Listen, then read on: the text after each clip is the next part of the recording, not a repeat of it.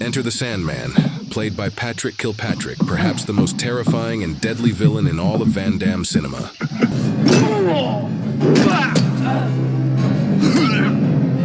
You like that, Burke?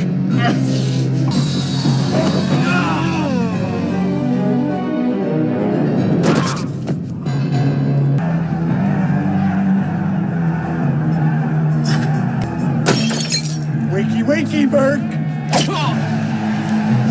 Time to bleed!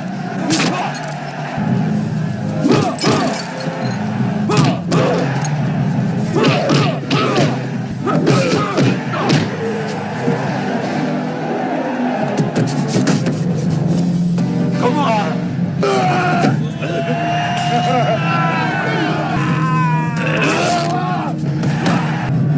Welcome to hell!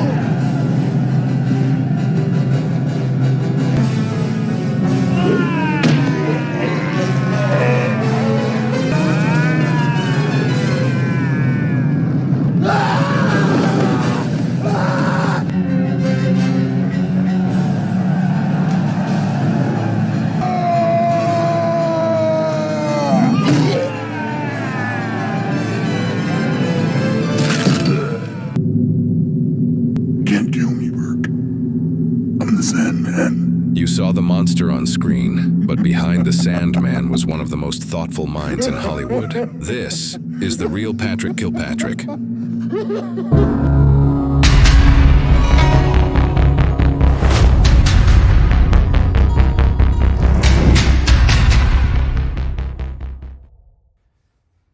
Okay, welcome to the Blood, Sweat, and Cinema podcast. Myself and Zach today have the one and only Patrick Kilpatrick, iconic actor, Christian Naylor, the Sandman, Time to Bleed, Burke, Best of the Best, Showdown, VIP, The Quick and the Dead.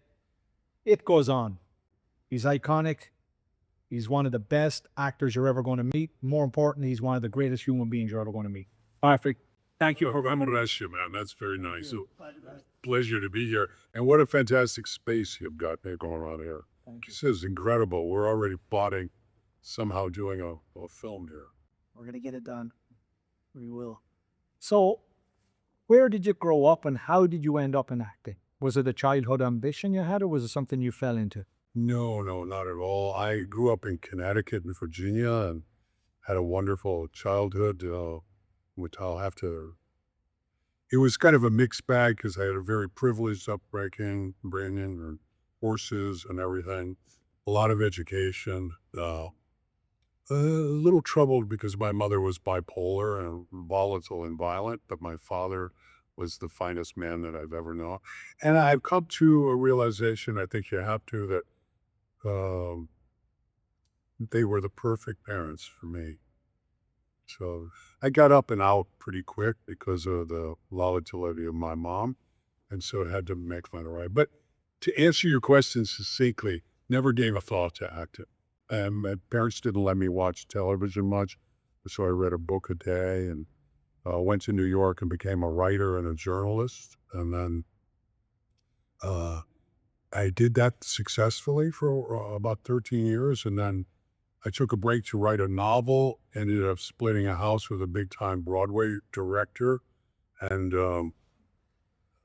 ended up writing a play, and that got produced, and the acting sort of took off from founding a theater company in the East Village. And of course, I was lucky because I didn't have to do that much waiting tables and stuff in between the plummeting of the income from journalism and advertising writing. I could do freelance writing, and I did some on-camera corresponding from South America and stuff like that in between while the acting stuff was taking on. In fact, my life has always been writing and performance in front of the camera at the same time, really. Now, you said you were on stage, acting on stage. Oh, yeah. How do you find that compared to acting on film? Just different? Easier? Harder? Like, do you have to be a better actor to be on stage than you do to be on camera? I don't think it's a question of better. I think that it's a different criteria of vocally, projection. Of course, most stage now is mic'd, so they can do softer stuff and it'll reach the back of the house. Um, the physical, there are physical demands on both are incredible. I think a really great actor can do any of that stuff. We were just talking about vertical performance, because this young man's about to do a vertical job. And really what that is a close-up. And so the skill set that you have in a close-up is really analogous to vertical dramas, which are sweeping the world in a lot of ways. A close-up is very different from a medium shot. A medium shot is very different from a wide shot. Now, it's not like you're not doing the same things, but you might do different things within that context. If you're really blessed, you're doing your close-ups last because you've already had the time to experiment within the landscape of the film while you're doing it. So it's all about the frame, what's going on in the frame. If you've ever watched Robert Duvall, he does a lot of stuff with his hands, okay? But that's no good if the frame is only here. So you have to figure out where that is. Then it becomes an editing, what are they going to use in the editing bay for whatever you're doing? So one of the questions I'm always saying is, what is your frame? What is the information I can get into that frame? On a stage, you're projecting out to a much bigger audience. You've got the live action relationship with the audience, but you have that with a film crew on a film. So maybe it's much bigger. It's much bigger on a stage. If you want to gesture, you're like, stuff like that tends to weaken you if you're in film and television. You find that working on the stage made you a better actor on film? Oh, there's no question. Yeah, no question. Because the memorization demands of doing a play night after night really make the memorization demands of a film or a television show, with rare exceptions, and a lark, really a lark. I mean, I've had to memorize an entire play in 3 days, and I'm very blessed that I developed the capabilities to do that.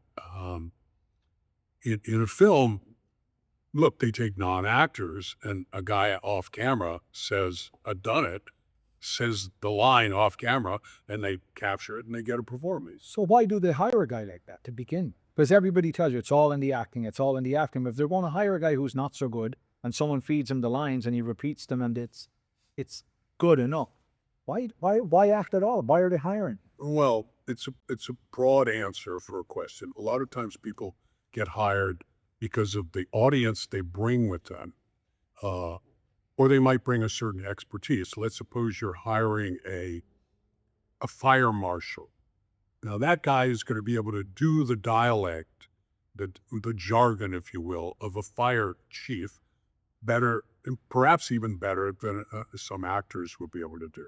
On another level, you might take it, and we do, UFC champion who brings a huge audience to them, and yet they're not really full-blown there's a multitude of different kinds of acting. There's transformational acting.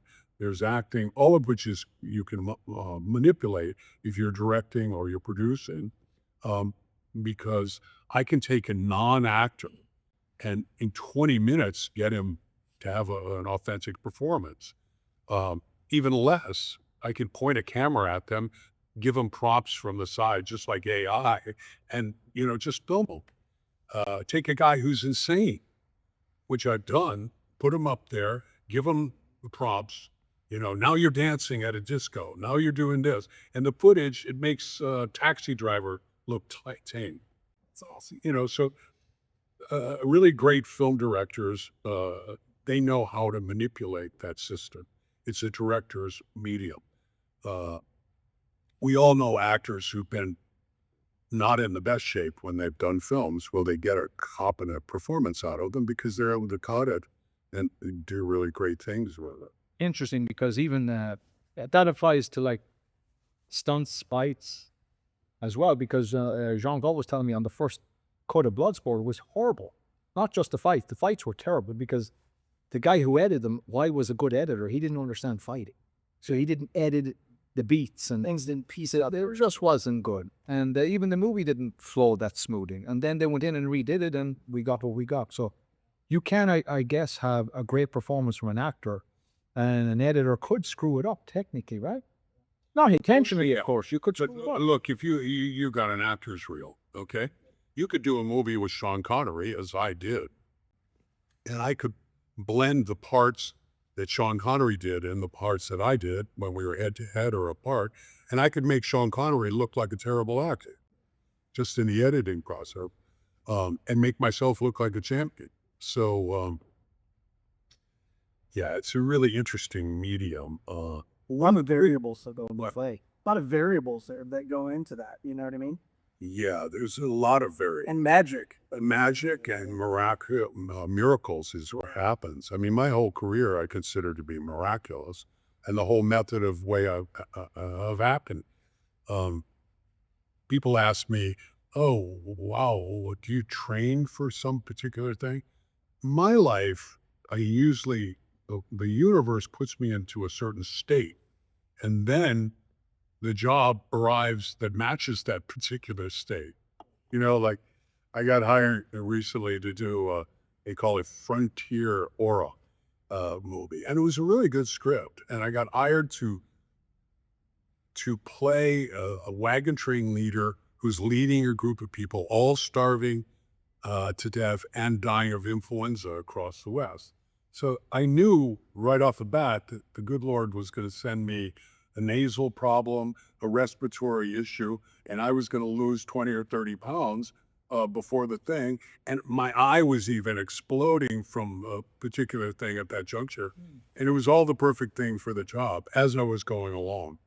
So, And I think that's a huge gift in life that you have to be able to see things in that direction. Because you have people in life that when things happen to them, they don't look at it as it's happening for them. They act as if it's happening to them. And then how they go at it from that perspective is what makes all the difference. well, you're very succinct and very articulate. That's exactly what's going on.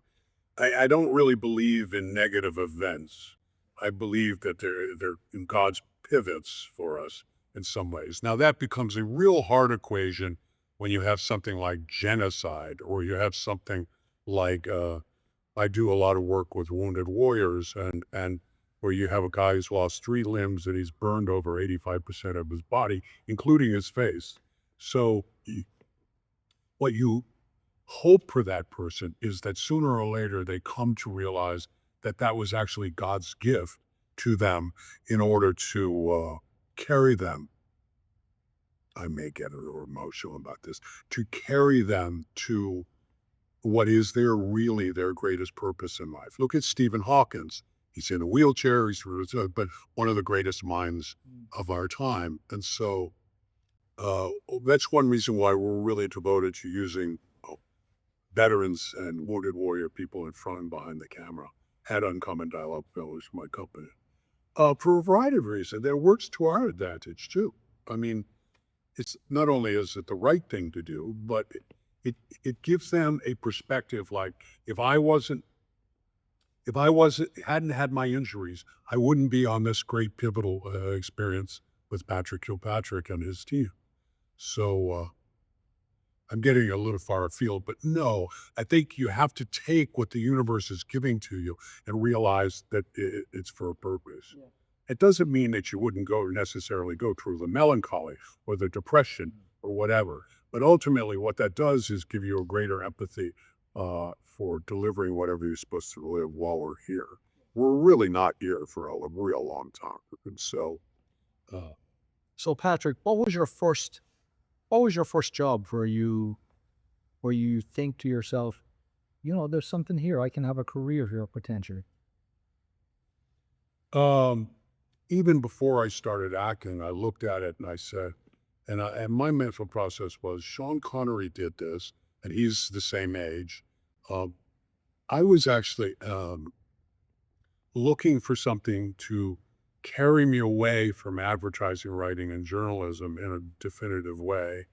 And it was clear that the universe was guiding me that way. I remember the date. I don't remember the exact year, but it was August 17th. And I was just like, because I was trying to go, I took the break and wrote the play, and I was trying to go back into on-camera journalism. And the universe, I couldn't find a job doing that. And yet here I found myself sharing a house with this guy who was an actor, and he was becoming a huge Broadway force. 3 hits at one time and one on the West End of London, which are really the Super Bowl of plays and stage. And so I said, the universe is telling me to become an actor. Now, I worked incredibly hard. I launched a theater company. I wrote plays, studied all around town. I was quite lazy, so I would take one scene into all 9 classes. And so in that way, I got 9 different interpretations of the scene. So what you end up is with one scene that's got 9 different layers to it. So, yeah. Which is a unique way of looking at it, right? Because it tells you that one scene can be done many different ways. A zillion, probably trillions of conversations. The bottom line is, it's really down to the choices that you take. The great actors like Marlon Brando and people like that, they did what I call paradox acting, which is the opposite of what the script says. Now, and it takes courage to do that, because everybody's expecting some particular, let's say television. They have a certain set idea of what they might think that character, whatever. So within the framework, the artistry of that style, you've got to bring an imaginative landscape that is completely unbounded by what people can think about. Brando, if the script would say he cries, he might laugh. You have to live in the moment. And so, and see what gets channeled through. I love that. Yeah. Well, it's a really free place to get if you can get away from the text. I did a film, Last Man Standing, with Christopher Walken. I don't know what he's doing now, acting style-wise, but at that time, he wasn't adhering to the text. This is film acting. You can't do this on the stage.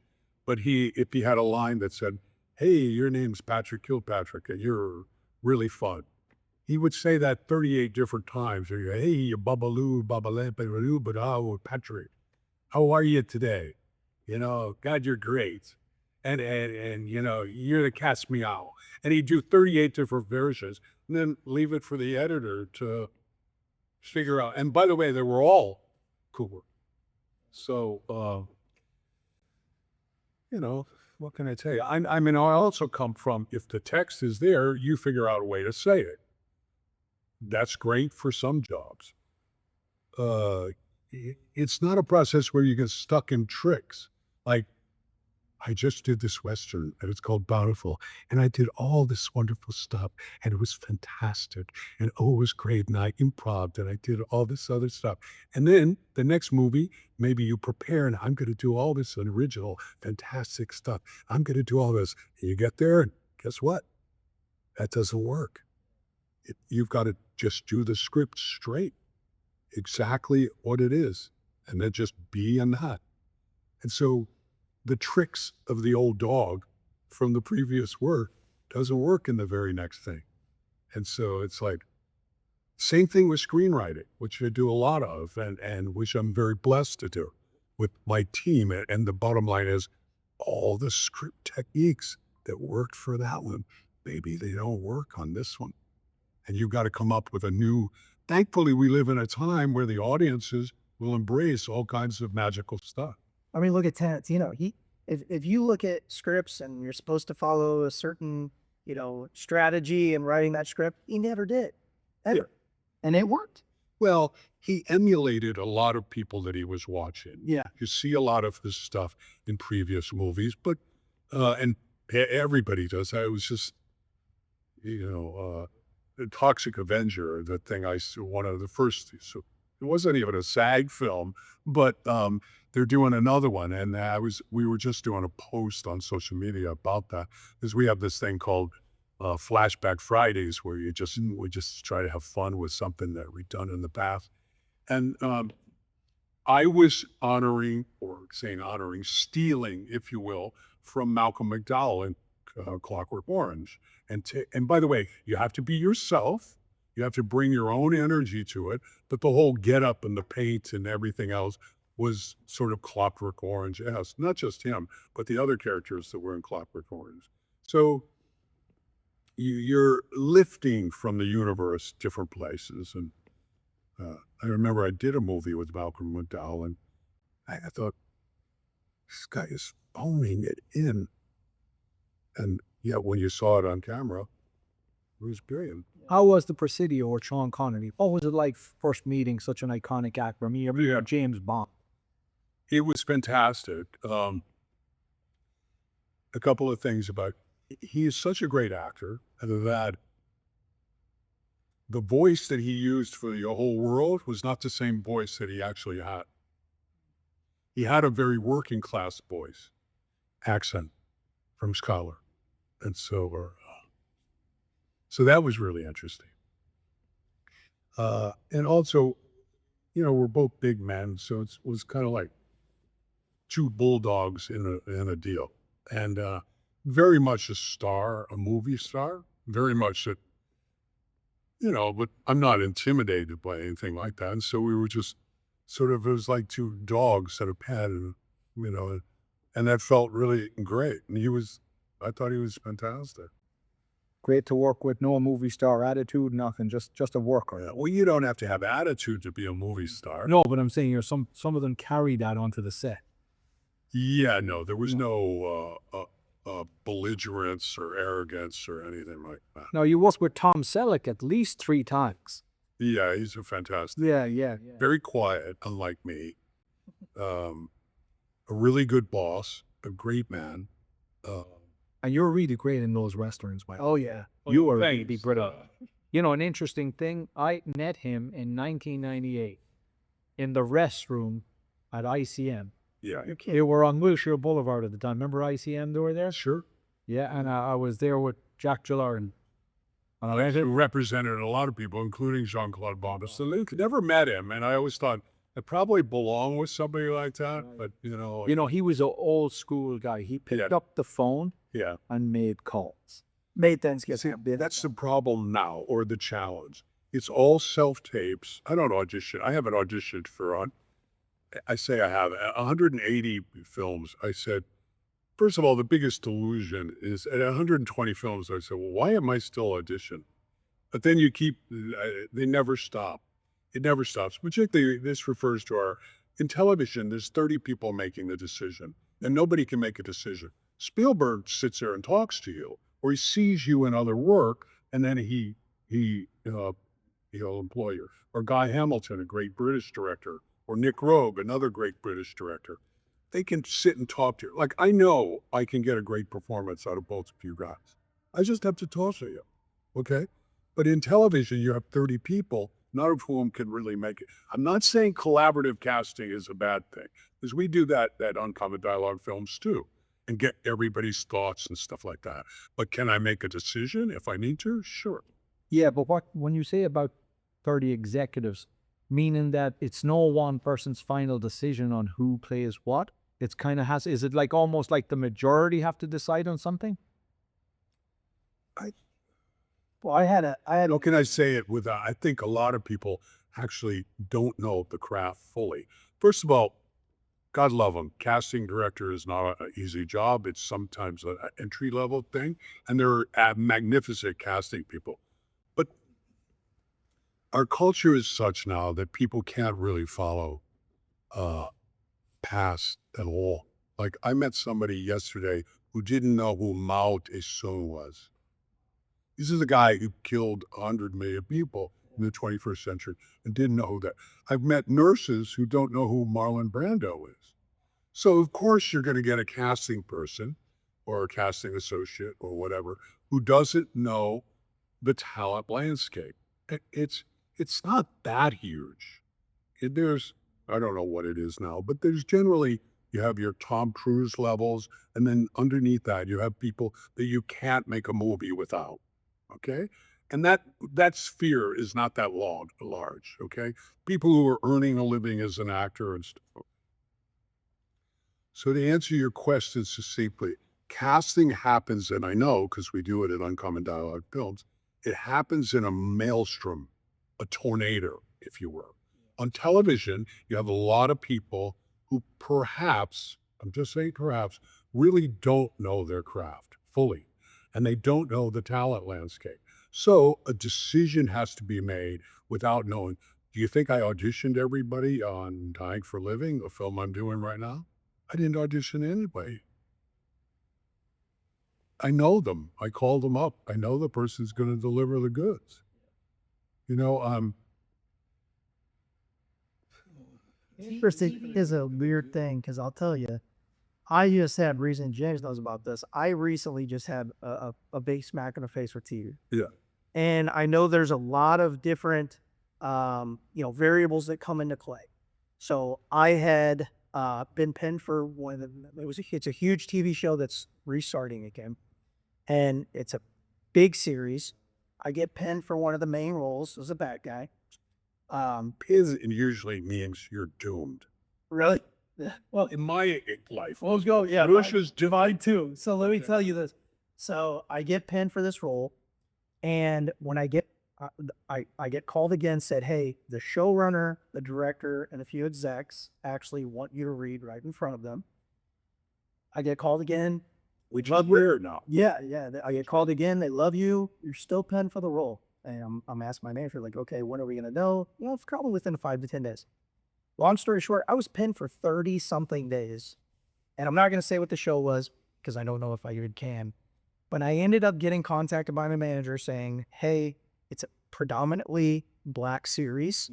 They decided to go with a different race. It was down between you and another race. It has nothing to do with your performance. It has nothing to do with anything else. So much so that even the director of that series contacted me afterwards and said, hey, man, so sorry. A lot of people were gunning for you. We all sat in a room. Half the room wanted one way, half the room wanted the other way, and it just didn't go your way. I get it. And I'm like, And, you know, here's your defense for that. By the way, this is going to sound like self-elevation, or I'm not doing that. It's just worked for me. So when I walked out of an audition, when I was auditioning, I was going home to my real job, which was writing a script or raising money for movies or teaching people how to act. I went through 10 years. By the way, what better place to become a director than to actually have taught actors for 10 years? And what a cash cow that is, you know, because everybody wants to be an actor. And I fortunately had something to give them. The biggest problem between people who actually make it and those people who are not good looks, not everything, is their drive and their willingness to do the work. keep going. You know, keep going and do the work. Because what they don't understand is the work is going to become easier. It'll be different and more creatively challenged. But the memorization, when I first started, that much memory was challenging. Then you develop a muscle, like in your beautiful gym, where you 33 pages of a play in 3 days. So you become a photographic memory. And that's really what you're competing against, going in on an audition and they go, oh, this is fantastic. But we want you to play the neighbor next door. So you go outside and 10 minutes later, you come back in. You're a different person. You've adjusted your wardrobe so you're a different people and you memorize the lines. Then they know they're in the hands of a competent actor. That's unfortunate. I was having lunch with Mel Gibson a few years back, and we were talking about Braveheart. And I asked him how he what's his process. I don't remember my exact question, but it was regarding hiring people to play parts in his movies and so on. And I said, audition come up. And he goes, you never audition. Auditions are the worst thing. They ruin actors' performance. Like, what do you mean? He goes, I never audition anybody. He said, I sit down with them at a table, drink of water, you drink a tea, and you have a chat. Sure. I can know right away, without putting them under pressure, if they have the personality I want. And he said, you give someone a piece of paper, and you say, now go on the hallway and I'll see you in 10 minutes. You have a piece of paper, you have no idea what the script is about, where it's coming from, where it's going to. So you have to put where you think it's coming from and where it's going to, without having a clue if you're even close to what they're looking for. Sure. And you walk in and maybe you give an okay performance, or maybe it's terrible. Only not because you can't deliver, because you have no idea what's going on. You're just trying to memorize lines. Sure. Well, unless you're really gifted. I get, by the way, that's unless you're really gifted, Patrick. The bottom line is I can memorize the lines and also come up with something evocative and original in the same time. I think what Mel was saying was that, And he's a very good example. he said, if you just talk to them, Yeah. you see, do they have the personality Sure. for what you want? And then he said, you hire them, you give them, let them go read their script, and they come back to you with their performance. He said, how can you expect an actor to go in a hallway for 10 minutes or come back in and give you anything worth talking about when they have no idea what's going on? Well, you gotta ask me. Okay. Yeah. But it was an interesting take he has on it, Don. Very interesting. And you're talking about a uniquely towering talent, both as a director and a producer and actor. And so, and very good at casting. And so whatever method he's using, he's doing an extraordinary job. I mean, people don't realize how courageous somebody like that is.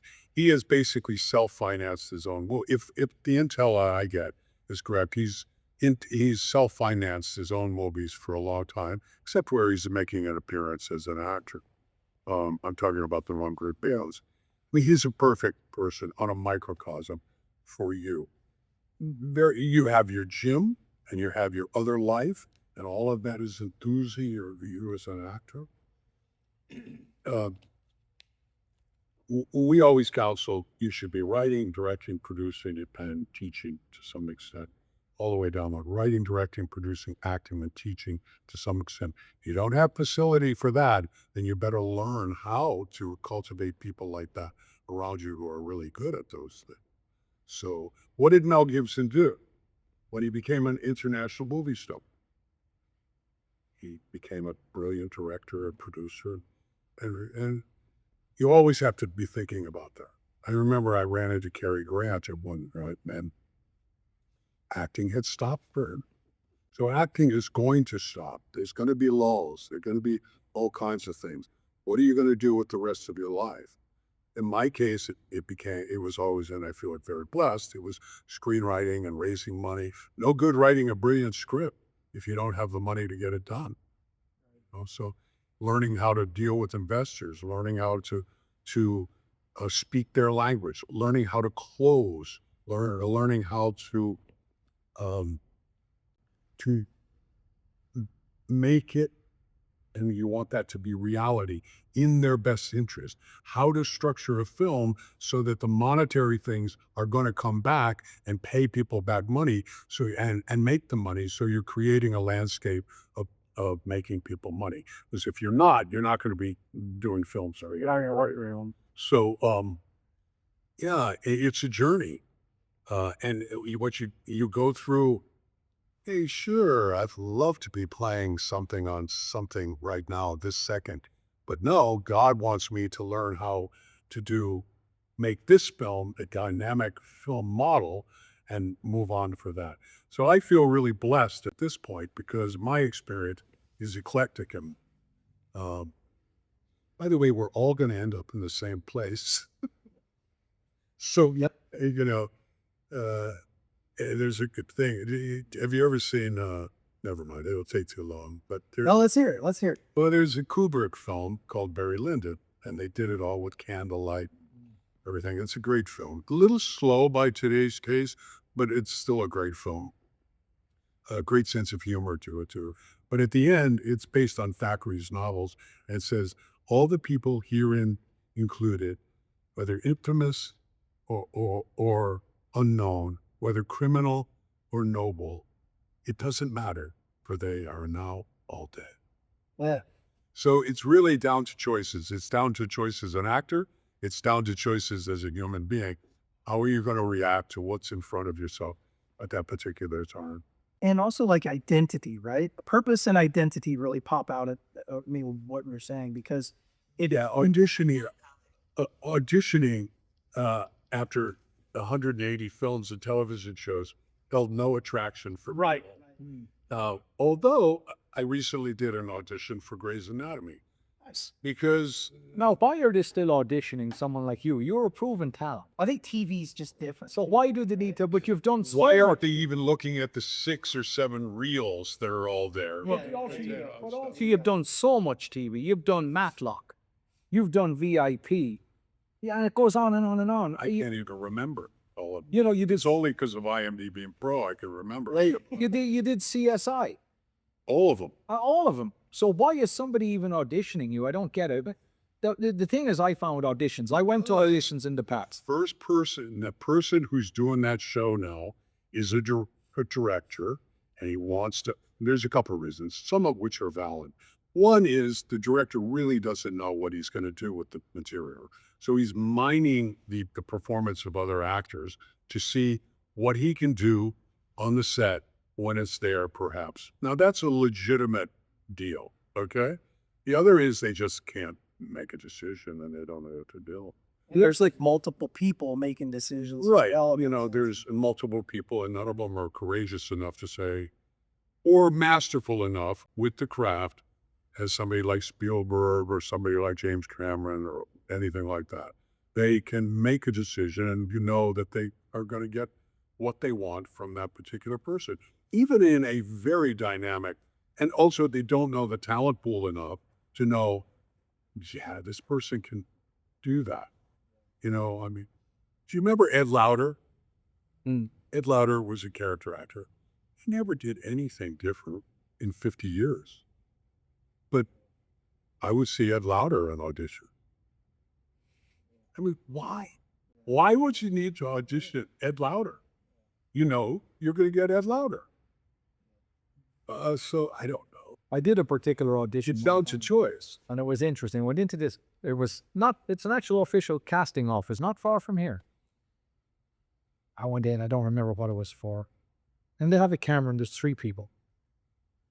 One is a producer, so I don't know. And there's a camera operator. And it's like a couple of lines, I guess. And I go in and they say, can you stand there? And they have a marker on the ground, and I stand there and I go, okay, let's see what you got. Didn't say hello, nothing. And as I'm doing it, they're all on their phones.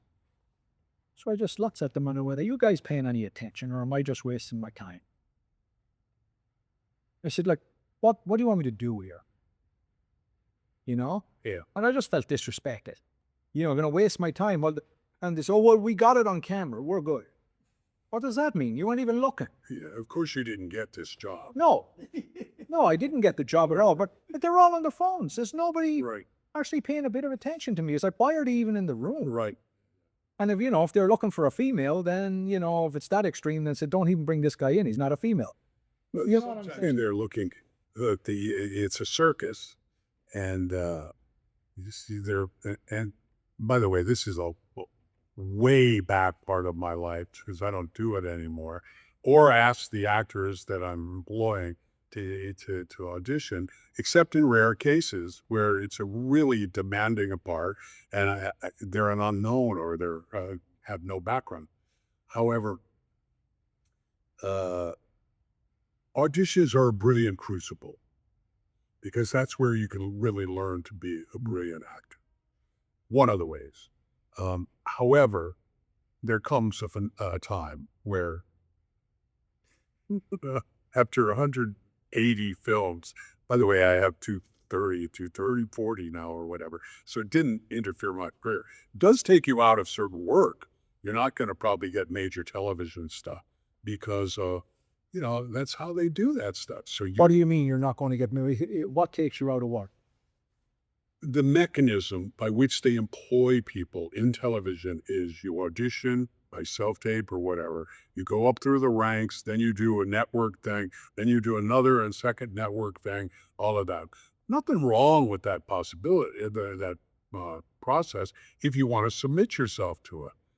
But I don't have, first of all, the way I approach auditions, I don't have time for that because I'm running a film company and because I'm writing scripts and because I'm actually acting in something somewhere. So, God bless that work.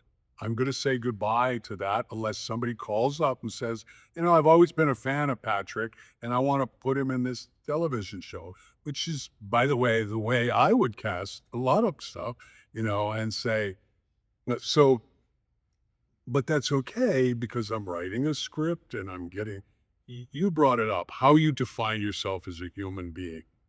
Okay. Auditioning as a lifestyle, just like going to conventions and signing autographs.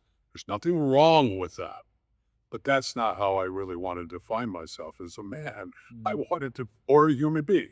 I wanted to define myself as a scriptwriter and a movie producer and look at the lions, lions like the guy who did Gandhi, which I've drawn a blank on. Ben Kingsley. No, he was an actor, but the director and producer of that was a great English guy who reappeared as an actor in Jurassic Park. A rare, very, very good director. Richard Attenborough. Yeah. Character actor, and he became one of the greatest directors and producers of all time.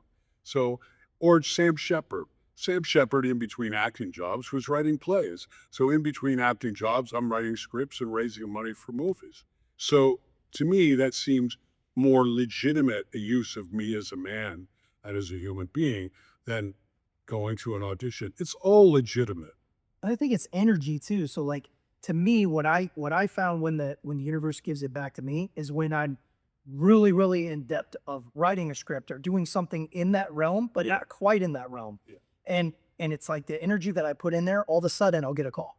Yeah. And something starts moving. But when I become stagnant, when I'm not doing something that I should really be doing for my craft, that's when all of a sudden I get nothing. But the moment I'm like, you know what? I haven't been doing nothing for a couple weeks. I'm going to start tearing into this again. Boom, it happens. Well, you can always, as an actor, say, I'm going to do some research on stagnation. Yeah, that's true. I'm going to really study what it's like to be lethargic. Yeah.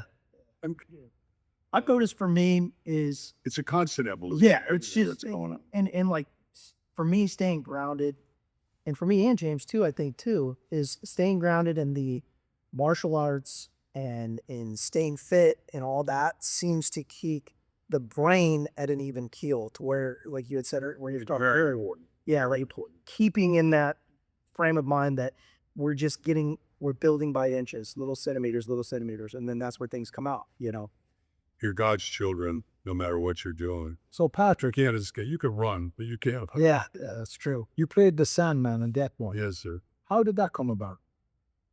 I auditioned for it, and with Jean-Claude and Marc Dussault in the room, just to harken back on what we were talking about.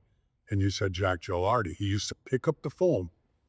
Managers and stuff can't do that now because it's all done digitally. Is it because they can't or they don't want, they don't care? It's too difficult. It means Well, I'm sure there's circumstances on both, but the circumstances now, it's all digital. It's all said, you're getting 3,000 people submitted digitally for a part. And again, it's like, if the universe, God, whatever you want to call it, and I have no problem calling it God, or the grand design or the algorithmic puppeteers, whatever you want to call it, if they want you to be doing that acting job, there's nothing that is going to deny you that acting job. Nothing. All you have to do is do the work and show up, and if that's meant to be, that's going to happen. If not, you need to gloriously and with good spirit move on and realize that your time is going to come and you're going to be able to benefit from whatever you're going to do. when you walk into the room with Jean-Claude and Marc Dussault, what goes down? Well, it was fairly large scale room. It was just us. There was a space, and I read. and I read. I don't know why playing a multiple serial killer comes readily to me. It certainly has throughout my career. I knew how to play that guy, and I just, you know, it's just, by the way, I was thinking about, I wrote my memoir about my early life, and part of it was I was trying to figure out, why did you end up playing all these villains? And then I realized, after I had published the volume about that, I said, wait a second. In first grade, your class did the Pied Piper of Hamlet, and they made you the evil mayor. So at first grade, the universe was tagging on whatever. Playing something evil. Right. Now, that doesn't mean I can't play something good. I just played a man of God leading a people. It's whatever. But early on, I mean, But in Death Warrant, you come across like a true psychopath. well, I mean, you part of that really is did it. I have read. You did a hammer of a job on that. I mean, you hammered it home. I mean, when you're sticking that knife in his gut, and when you walk in and the handcuffs and you look up at him and he's standing over the rails, I mean, The small nuances. you are like, I remember when I would We'll watch, figure out how to work the camera too. I was looking at that with my father. It came out in Ireland in April 1991. That's when it came out. We're looking at it, and I remember asking, what do you think of that fella? He goes, a complete nut job. But he was referring to the character. The character, because it was so believable. So when you auditioned, did they have you read a piece from the script or just read a random piece of literature? They had me read a piece. And did they tell you then and there you got the part? No, I don't think so. No, I left the room. And you found out sometime later? But Jean-Claude was, I found my nailer. Doing that. What were your impressions of Jean-Claude? That's the first time you met him when you walked in the room? Yeah, I mean, he was very much quiet behind the desk. I didn't. Were you aware of who he was and all that stuff at that point? Not to the extent and how hard he had worked to get to that point. People don't realize how hard he actually worked to get to that point. Because there used to be an outfit called PM Entertainment. Remember that? Yes. I went in for an audition at that time, and there must have been 18 posters of Jean-Claude movies prior to Bloodsport or something. So he worked his ass off to get to that point, so, I can't really remember if I came from New York, so it was like, I think of this funnily, like with Jean-Claude, he and I slumped against the wall, tired on a set. Off Death Warrant. Yeah, if we were, I'm imagining a scenario. The thought bubble above Jean-Claude would be, what would Arnold do in this circumstance? And the thought bubble in my head would be, what would Robert De Niro do? So I was coming from New York and stage and all of that.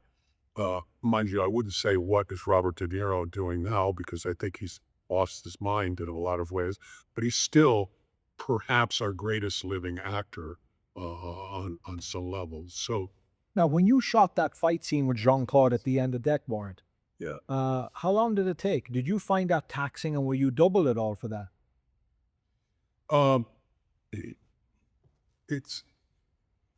There were a couple of doubles that came in, one of whom had passed away early on after from cancer. And I think he did the burn gag where he came out of the furnace to some extent, and then I did it after clearing the door. His name was Shane, and unfortunately he died very young of cancer.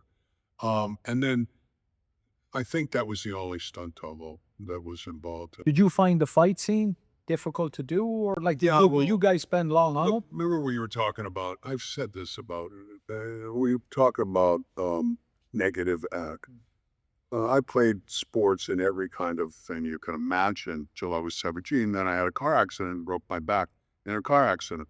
And I couldn't play sports for about 10 years. And that sounds like a really bad thing, okay? And it wasn't an easy journey. I was in a cast for 2 months and actually in a hospital on my back 2 months and then a cast for 4. And they came within hairbreadth of never walking again. But what's the positive thing about that? I had been reading a book a day, to escape a volatile home life and as well as a privileged one. So I admired writers, so I became a writer. And so, and I also had to become very skilled at balanced rehabilitative exercise. And I had to become very skilled at things that allow you to restore yourself. Massage, acupuncture, chiropractic. And so by the time I got to acting, years later, I had the body of an athlete again, but I had the mind of a writer, and I had the ability to put myself together very rapidly. And so, yes, to answer your question, very taxing to fight anyone, even just a stunt thing, for say 14 hours a day, which is what we were doing for 2 weeks, something. So later on, we got so good, like Billy Blanks, I would do all of those fights in an afternoon. That's how compressed the schedules were done. So, which brings up, I'm going to vector away just for a second, why you really want somebody who knows what they're doing on the sets, because you don't have a lot of time for rehearsal that cuts into production time. So you want real fighters and real performers on the set, because if you use a non-actor and you have to spend 2 hours rehearsing them, that cuts down in a lot of time. So I recommend to all actors, you should be learning about firearms, motorcycling, martial arts, dialects, voice, singing, dancing, all of these things that allow you to work in a very wide landscape as an actor. Photography, so you know about composing shots, a whole bunch of other things. There's whole tapestry of knowledge that an actor needs to do. Back to Jean-Claude. Yeah, I got a massages and chiropractic a lot because I'm really banged up. And also you become very skillful of where to put pads. You know, you'll notice I had a guard's uniform on. That was because I couldn't go topless in that environment because it was all steel and hard rock and surfaces. So we just said, oh, you killed a guard on the way to the fight.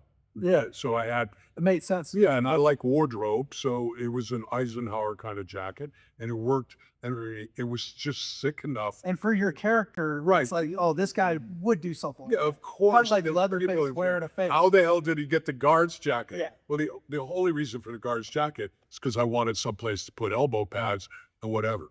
Where was it filmed? It was filmed in a place, mostly down in San Pedro on a power plant, which is built in the 30s. Amazing place. It was an expression of huge monolithic concrete steel architecture of that time. And, but consequently, all the surfaces are hard as hell. So when you shot the fight scenes and all that, it's actually on location. Yeah, sure. And with factory down in San Pedro. When he gave you that step in sidekick right before you go and see the fire. right Into the thing, yeah. and hit your head. Did he really hit you there? No. Because it looks Well, did he hit you? Blood, I love you. I'm your dear friend. But yeah, you take a couple of hits. By the way, that's the, it's just part of it's it. the nature of the business. Yeah, it's the nature of the game. And also it's how you behave, just like your choices in your, To whether it's happened. It's happened. The bottom line is, you accept it as a breakdown in craft, accept responsibility for it, and make sure that it doesn't happen again and stuff like that. I've been hit. I've hit people. You want to respond with as much nobility one way or the other as to what happened. So roll ahead 28 years later, Yeah. you and Jean-Claude do Blackwood. Were you auditioned for that? Did you get a call from the producer? Just got hired for You got hired for that. That was the first time you guys had worked together since Death Warrant. But had you guys crossed each other? years. Yeah. Had you crossed paths at all? In the meantime, Had I even laid eyes on Jean-Claude in that time? No, I don't think so. Maybe yes, I had, because at the gym, at Gold's Gym, yeah, I'd run into him, and I had written a script, and I was gonna, was talking about maybe employing. interesting. Tell that story where you guys are hanging out. Oh, so myself and Jean-Claude. The audience would love that. Myself and Jean-Claude are in the trailer and we're eating or something like that. It was at the end of a long day shoot. And I think I had mentioned to you on the set, come to the trailer and see Jean-Claude On Blackwater. on Blackwater. Yeah, I did. I went. Yeah, yeah. And we're sitting in the trailer, but I didn't tell Jean-Claude. Oh, yeah. That's when this picture was taken. Show that. I was heavy in that picture. I am much slimmer now and better. You were bulkier there, yeah. And I didn't tell Jean-Claude because I'm secretly thinking I want to get these two together because I want to get a picture. That's how I was thinking. That's great. So anyway, we're sitting inside, but we're in the trailer, not directly in front of the fly mesh door. And as you know, fly mesh door, you can't see through it if you're not directly in front of it. Sure. All of a sudden we hear this. Time to bleed, bark. And you came in and you and Jean-Claude had a great talk. I've always had poignant conversations with him because, our journeys have been quite different. And he's led a life, and I don't know, I think I have to elaborate on what his life is, and I can't really speak to every aspect of it, but he's certainly gone in a certain way and gone whatever, and I look forward to working with him on some occasion. It occurred to me that we've both done the same thing. We've both lived life as largely as you possibly could. In my case, was work and script writing, and we may end up in the same place, coming through the atmosphere without a heat shield, for different reasons. Jumping ahead. Yes, sir. Best of the Best 2 and Showdown. Best of the Best 2 with Philip Ree. Showdown. Fantastic, man. Showdown with Billy Blanks. Both directed by. Gracious beyond belief, Philip and Sana. Both directed by Robert Radler. Yeah. Best of the Best 2 and Showdown. And we had the director of those two movies and many others on our podcast. What was it like working with Robert Radler and the overall experience of those two movies? That's an adjunct to the question, which job did you love better than others? And I loved all of them, James. They're all like children to me. And working as an actor, working as a scriptwriter, working as a film financier, they're all wonderful expressions of our time here. So specifically, it was great. There was I don't know if you remember the year, but it wasn't after 9/11, I don't think. Maybe there was a worldwide real estate collapse, and there wasn't a lot of money for independent films. And so there were 7 or 8 months where I didn't work as an actor. And then Robert Radler's job, Best of the Best 2, came up, the audition. And I was so angry at that moment about it, that I went in and I did the audition, and then I literally clicked my heels and bowed, almost insultive to the people who were auditioning me, because like a Nazi, clicking his heels and bow. And I wore a hat purposely, which I've never done, because I was so angry at the process at that time. And I booked a job. And then finally out of that. Right. And so, my whole demeanor was, I don't give a damn about any of you. I was very angry. And so I got the job and I had a wonderful time. I had a wonderful time. White suit and helicopters and everything else. So it was a great thing. So jumping ahead to the future, what does the future hold? Ralph Mueller, I have to just tell you. Oh, yeah. Oh, Ralph. Yeah. Ralph, the small guy, right? Biggest human being I've ever seen in my life. And he's sitting there and his bicep is like this. And his bicep was like a planet, okay? And I'm not a small guy. I've been an athlete all my life, but this thing is like this. And so I walk by him and I get kind of silly sometimes. And so I said, where's a guy like you get Speedo briefs? I want to see what reaction I can get out of. And he cracked up, and we have been bonded ever since that thing. He's the most wonderful guy to go out for a lunch with because he's just a great storyteller and a really wonderful. He's really a gentle giant. Yeah. Rolf is really a gentle giant. I remember years ago I was bench pressing, what was I, shoulder pressing or bench pressing at Gold's Gym. And of course he knew me through Jean-Claude in some way, and of course he'd see me at the gym every day. All of a sudden, I was kind of, I guess he figured, he's just going to put them down because, there's nothing left there. But I'm going to get 2 more. He walks right over, and this is over 20 years ago. He's still really big. Yeah. And he come on, you can do one. Normal now, though. He's normal big. Yeah, he's normal yeah, big. Then he was bodybuilt big. Then he was huge. And he was like this guy, Alexander Nevsky. Yes. Oh, yeah. Yes. He walked over to me, and just from behind, I could see him coming to me. He goes, you can do 2 more. And he just pushed me, and then we kind of bonded and became friends. Sure. And then I would have lunch with him very regularly with Arnold at Cafe Roma and so on, blah, blah, blah. And every time I call him, he's doing something. Oh, Patrick, I'm at the Porsche exhibition in Munich. And I say, oh, okay, yeah, but look, I want you to come and do this film.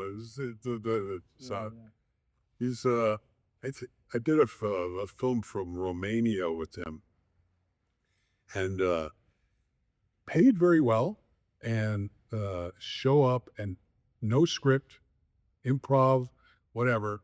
Bring my own weapons. I brought all my own weapons. We were playing CIA operatives. Okay, here's the check. Here's the command. I arrived with. By the way, at that time, I had a lot of weapons because I would go to a SHOT Show and they would give me all kinds of guns and everything. And I was really studying competitive and recreational shooting with LAPD and everything because they were always putting guns in my hand. Anyway, so we show up and I've literally got a car filled with really an arsenal. Okay? So we're using all of these things and we're doing now it's a felony if you show up without a certified armor or with that something. And we don't even use real firearms. We use airsofts because we don't need to, and your insurance rates go down and all kinds of other things. So, but I always was with a certified armorer guy, a legend in that realm, Howard Coleman. And so, anyway, I had the most fun time with Ralph doing that job. And it's a crazy guy for Russia. And he shows up and gives us a big check, and then we do the job, and then we never see the movie. We have no idea what happens to the thing, and they do something with it in Russia or Kyrgyzstan or someplace that I have no idea what they're doing. So moving ahead, what does the future hold for Patrick Kilpatrick? Well, God knows that one, but when COVID happened, I put together Uncommon Dollar films in 2005. Always was getting screenwriting assignments, but we got 2 significant ones as COVID hit. So it was a perfect time as a writer to hole up. And I work very closely with my wife, who's a great film executive, my producing partner, Raffaello, and key people. The crew goes on smaller projects up to about 35. We've got genius people working with us. And so we have a slate of films. We're in production for one right now. And I spend a lot of time traveling the world and setting up film initiatives, meeting with investment groups, constantly keeping up with whatever that evolving world is, which is happening every single day. I think the film world is changing so rapidly that, this may change, but I think people really just want to see a great story executed brilliantly and as an economic model that returns its money to its investors and makes people money. And at the same time, you have to be a miracle worker because that's not always the easiest equation to do. But if you approach it like acting with diligence and work and transparency and communication with your investors and people, and then you're going to succeed. And it's I'll give you an example. I was down to $50 when Under Siege 2 came. I literally, in fact, I was down to 50. I was going through a divorce. It was down to $50 from $5,000 that my father had lent me. And they called me and said, "You're going to Colorado and you're going to be in this movie Under Siege 2. And 12 hours later, I was in the highest condo in Colorado, in Beaver Creek, Colorado. 5 bedrooms, 4 baths, a grand piano, and a cord of wood around the thing in a movie for 14 weeks, getting paid a lot of money with the finest people and stunt people and everything in the movie in the fall in Colorado. So my point is, that's what's wonderful about this war. The same, you can be driven to distraction. Like last December, it was we had a number of productions going on. It was really tight, needed more money, and I articulated it to one of my investors and collaborators. He said, "I'm sending you more money."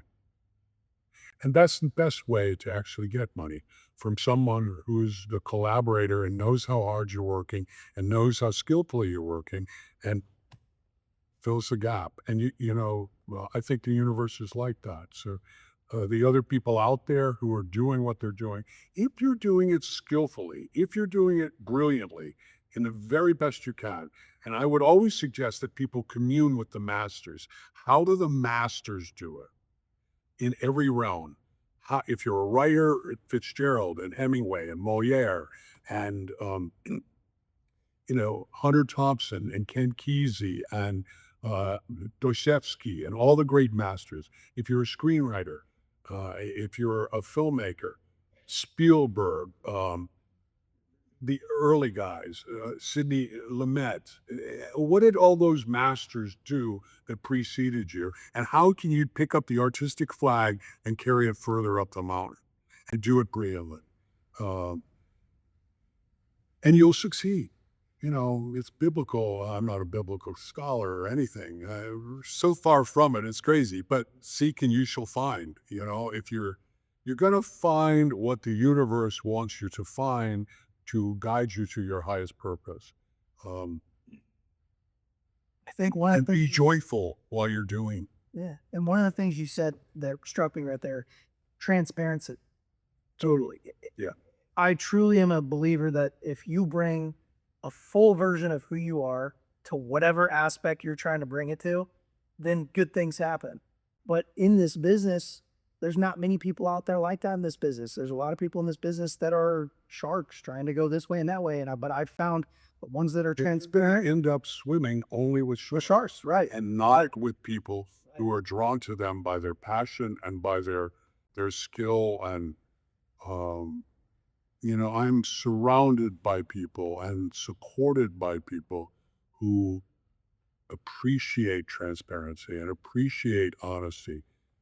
Our credo is show up, tell the truth, add value, listen, and don't be attached to the result, and see what comes. And so is there P.T. Barnum-esque quality to it? Of course there is. There excitement? But if you've got excitement for it, you're going to pass that along to other people.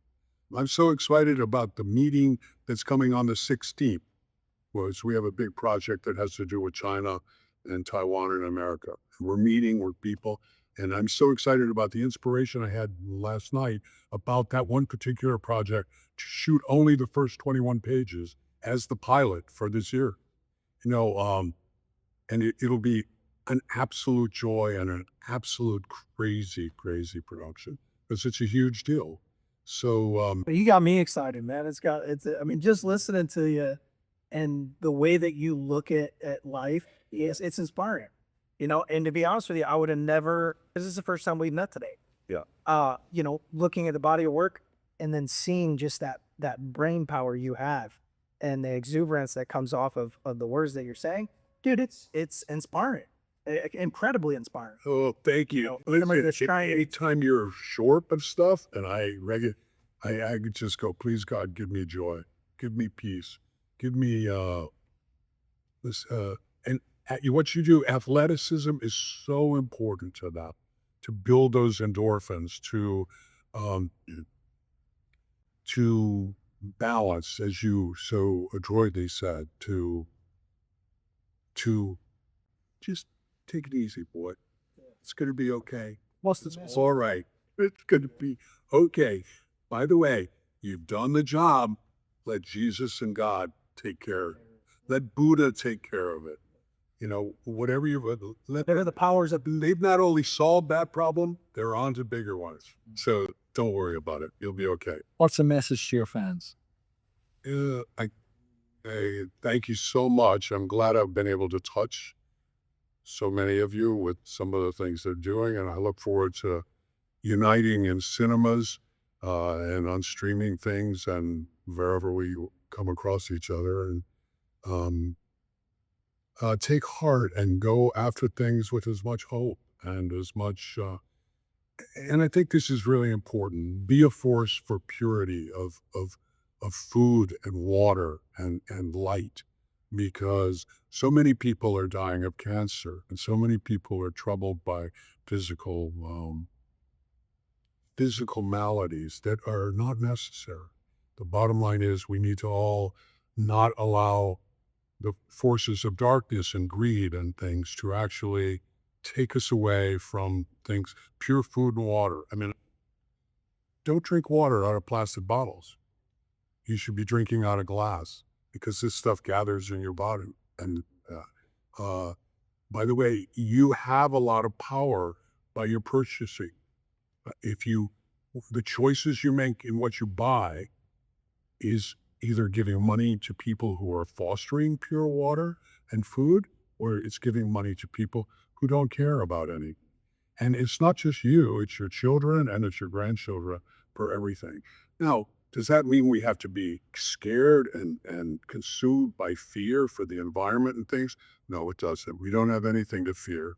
The bottom line is be a force for light and be a force for purity and for the things in your life. And that takes many forms. It doesn't take one shape of people. It doesn't take anything. It takes many forms, sir. Patrick, an honor and a pleasure. Oh, it's an honor and pleasure to see you. And what an expression your gym is right here for all of that. You are emissaries of all of that right now. Creativity and color. This place is fantastic. Thank and you. you're champions. Thank you. An honor having me. Thank you, sir.